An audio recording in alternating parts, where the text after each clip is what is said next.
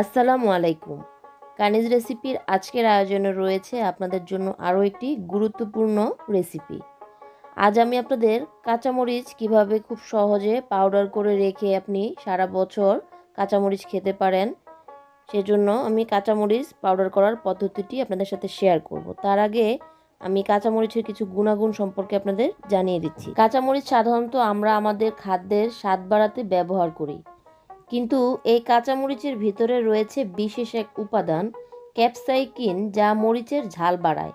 এই ক্যাপসাইকিনে আছে ভিটামিন এ, সি, বি6, আয়রন, পটাশিয়াম ও সামান্য পরিমাণে প্রোটিন ও কার্বোহাইড্রেট, যা মুখে লালা সৃষ্টি করে, তার ফলে আপনি খাবার খেতে মজা পান। এখন জানাবো কাঁচামরিচের কিছু উপকারিতা সম্পর্কে। প্রতিদিন একটি করে কাঁচামরিচ খেলে রক্তে জমাট বাঁধার ঝুঁকি কমে যায়, হৃৎপিণ্ডের বিভিন্ন সমস্যা দূর হয়। কাঁচামরিচ মেটাবলিজম বাড়িয়ে ক্যালোরি বার্ন করতে সাহায্য করে। কাঁচামরিচে প্রচুর পরিমাণে অ্যান্টিঅক্সিডেন্ট বিটা ক্যারোটিন আছে, যা কার্ডিওভাস্কুলার সিস্টেমকে কর্মক্ষম রাখে। নিয়মিত কাঁচামরিচ খেলে রোগ প্রতিরোধ ক্ষমতা বাড়ে, হাড়, দাঁত, মাড়ি, চুল ইত্যাদি ভালো থাকে। এখন অনেকেই ভাবতে পারেন যে কাঁচামরিচ তো সারা বছরই পাওয়া যায়, এটা আবার পাউডার করে রাখার কি প্রয়োজন? অবশ্যই প্রয়োজন আছে, কারণ যখন কাঁচামরিচের সিজন থাকে না, তখন কিন্তু কাঁচামরিচ অনেক বেশি দাম দিয়ে আমাদের কিনতে হয়। যেন অনেক বেশি দাম দিয়ে কিনতে না হয়, সেজন্যই আমার এই ভিডিও। এটা কিন্তু বানানো একেবারেই সহজ। তাহলে চলুন দেখে নেই। আমি এখানে নিয়ে নিয়েছি 500 গ্রাম পরিমাণ কাঁচামরিচ। কাঁচামরিচটা ভালোভাবে ধুয়ে আমি কিচেন টিস্যু দিয়ে ভালোভাবে মুছে এটাকে পানিটা শুকিয়ে নিচ্ছি। কাঁচামরিচের গায়ে যেন কোনো পানি না থাকে, সে ব্যাপারটা আপনাকে মেকশিওর করতে হবে। মুছা হয়ে গেছে। এখন আমি আরেকটু ভালোভাবে মুছে কয়েকটা কাঁচামরিচ নিয়ে আপনাদের দেখিয়ে দিচ্ছি। এটা একটু কেটে নিতে হবে। তো এটা একদম ছুরি দিয়েই কাটতে হবে এমন কোনো ব্যাপার নেই। আর আমি হাতে একটু গ্লাভস পরে নিয়েছি, যেহেতু আমার হাত জ্বলে কাঁচামরিচ কাটতে গেলে। তো এভাবে চিকুন করে মূলত কাঁচামরিচটাকে আপনি কেটে নেবেন। এটা আপনি বটি বা বড় ছুরি যে কোনো কিছু দিয়ে কাটতে পারবেন। এটা এখানে অভিজ্ঞ হওয়ার কিছু নেই, খুব সহজভাবে এটা আপনি চিকুন, যতটুকু সম্ভব চিকুন করে কাঁচামরিচগুলোকে কেটে নেবেন।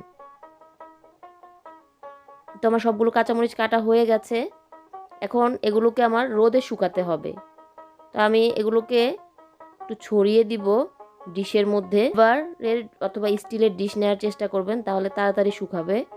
তা আমি সিলভারের একটা বড় ডিশ নিয়েছি, আর স্টিলেরও একটা নিব, সেটা একটু ছোট। তো আমি ছড়িয়ে দিচ্ছি কাঁচামরিচগুলো, যতটুকু সম্ভব পাতলা করে ছড়িয়ে দিতে হবে, তাহলে খুব তাড়াতাড়ি শুকিয়ে যাবে। ছড়িয়ে দেওয়া হয়ে গেছে। এখন এগুলো আমি রোদে দিব। এগুলো আমি রোদে নিয়ে যাচ্ছি এখন।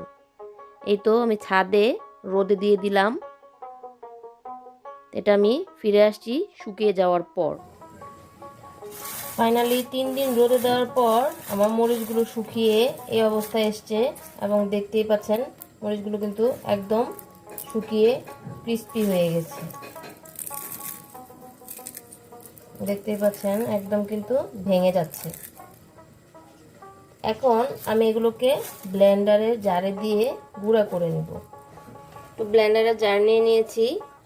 এর মধ্যে এখন আমি মরিচগুলো একে একে ভিতরে ঢুকিয়ে নিচ্ছি। এভাবে করে গুঁড়া করে নিলেই কিন্তু আমাদের কাঁচামরিচের পাউডারটা রেডি হয়ে যাবে। আমি এটাকে জারে নেওয়া হয়ে গেছে, এখন গুঁড়া করে নিব।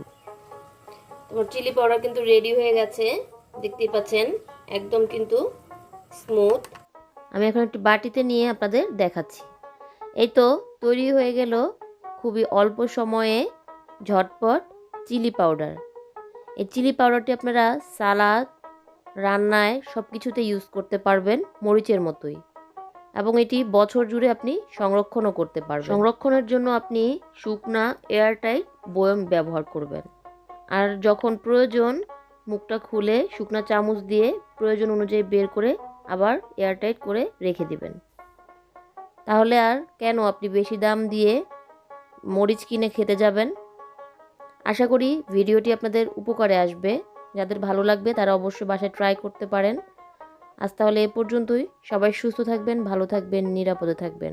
আমার পরবর্তী ভিডিও দেখার আমন্ত্রণ রইল। সে পর্যন্ত সবাইকে আল্লাহ হাফেজ।